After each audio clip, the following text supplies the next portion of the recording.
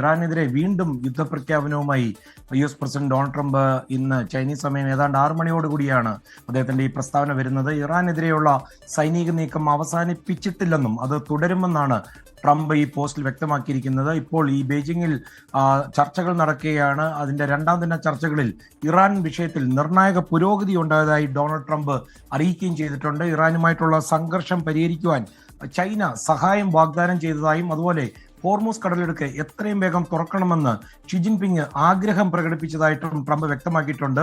അതുമാത്രമല്ല, ഇറാന് യാതൊരുവിധ സൈനിക ഉപകരണങ്ങളും നൽകില്ലെന്ന് ഷി ജിൻപിങ് വാക്ക് നൽകിയതായും ട്രംപ് അവകാശപ്പെടുന്നുണ്ട്. ആഗോള എണ്ണ വിപണിയെ തകിടം മറിക്കുന്ന ഈ ഹോർമൂസ് കടലിടുക്കിലെ ഉപരോധം അവസാനിപ്പിക്കുവാൻ ചൈന തന്നെ മുൻകൈ എടുക്കുമെന്നും ആണ് ട്രംപ് നൽകുന്ന ചില സൂചന. അതേസമയം ബീജിംഗിലെ ഈ ഗ്രേറ്റ് ഹോൾ ഓഫ് ദ പീപ്പിളിൽ നടന്ന കൂടിക്കാഴ്ചയിൽ ഉടനീളം തായ്വാൻ വിഷയം, അതാണ് അമേരിക്കയും ചൈനയുമായിട്ടുള്ള പ്രധാന വിഷയം, അത് നിഴലിച്ചു നിൽക്കുകയായിരുന്നു. അമേരിക്കയും ചൈനയും തമ്മിലുള്ള ബന്ധത്തിലെ വളരെ പ്രധാനപ്പെട്ടതും അത് മാത്രമല്ല അത് വളരെ സെൻസിറ്റീവ് വിഷയമാണെന്ന് ഷി ജിൻപിങ് ട്രംപിനെ ഓർമ്മിപ്പിക്കുകയും ചെയ്തു. തായ്വാൻ വിഷയത്തിലെ ഇഷ്യൂസ് കൈകാര്യം ചെയ്യുന്നതിൽ എന്തെങ്കിലും ഒരു വീഴ്ച സംഭവിച്ചാൽ രണ്ട് രാജ്യങ്ങളും തമ്മിലുള്ള ബന്ധം വളരെ അപകടകരമായ രീതിയിൽ നീങ്ങുമെന്നാണ് ഷി ജിൻപിങ് വ്യക്തമാക്കിയത്.